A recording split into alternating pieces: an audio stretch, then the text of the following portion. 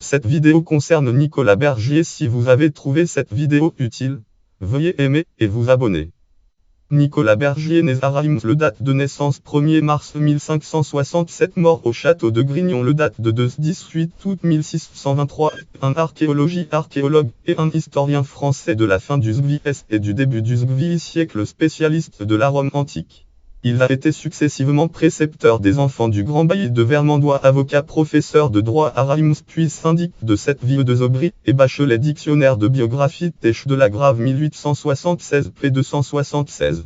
Biographie, historien licencié ès loi, procureur de l'échevinage, avocat, homme de lettres, jurisconsulte. Nicolas Bergier enseigna au Collège des Bons Enfants et à la faculté de droit de l'Université de Reims.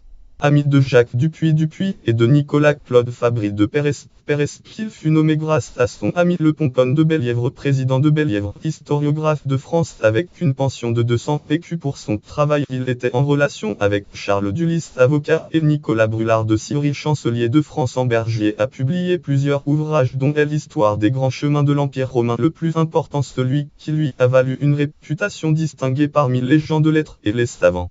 Ce trésor d'érudition un peu diffus, publié pour la première fois en 1621, a longtemps été le manuel indispensable de tous ceux qui voulaient faire une étude sérieuse de l'histoire romaine.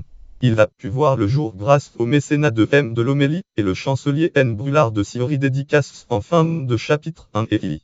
Il a été depuis souvent réimprimé en latin par Heinrich Christian Henning, professeur à l'Université de Duisbourg et Université de Duisbourg, et inséré dans le tome X des Antiquités de Rugby. Travaillant à une histoire de sa ville natale, au moment où, tombé malade, la mort vint le surprendre au milieu de ses recherches à Grignon, dans la maison de campagne de ce magistrat, où il était allé passer quelque temps. Il avait rassemblé de nombreux matériaux pour cet ouvrage, dont il avait déjà rédigé les 2 premiers livres. Ne voulant pas que les travaux de son père fussent perdus, son fils Jean Bergier a publié cette histoire inachevée sous le titre de Dessin de l'histoire de Reims 1629. Il était le fils de Nicolas Bergier, et Jeanne Cartier avait épousé à Reims en 1597 Marie Quatresolles, veuve de Gérard Quetelot, procureur au siège présidial de Reims. Il repose dans l'église de Tiverval, Grignon, sous cette épitaphe: Natu ego remis studi nomine pastor hospicio exceptit de l'odois bono.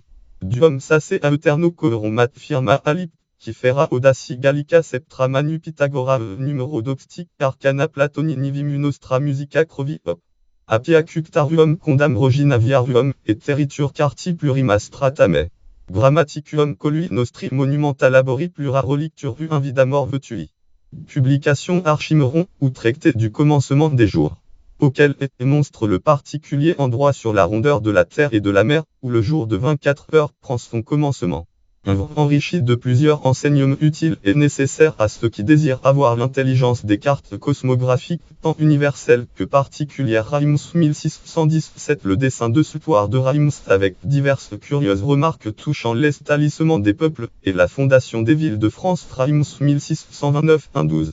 Histoire des grands chemins de l'Empire romain, contenant l'origine, progrès et étendue et quasi incroyable des chemins militaires pavés depuis la ville de Rome jusqu'aux extrémités de son empire, où se voit la puissance incomparable des Romains. Ensemble, l'éclaircissement de l'itinéraire d'Antoine de la carte de Pétinger, Paris et Morel 1622. Le bouquet royal, ou le parterre des riches inventions qui ont servi à près du roi Louis VIII, le lion Louis le Juste en sa ville de Reims. Simon de Foigny, avec plusieurs poèmes, dont un de Jacques Dora. Le trait de Jeanne d'Arc à Reims le 16 juillet 1429, poème publié avec une introduction et des notes par Henri Jadard. Reims F. Michaud 1890. La musique spéculative, Col à Volk 1970.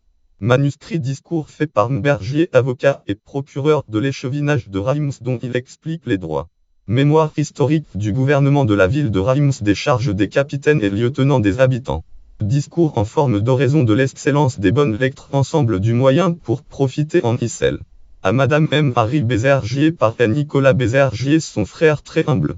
Vous m'avez assuré par tant de bons et suffisants témoignages de votre volonté envers les bonnes lettres. Autre discours. De l'excellence et antiquité de la poésie.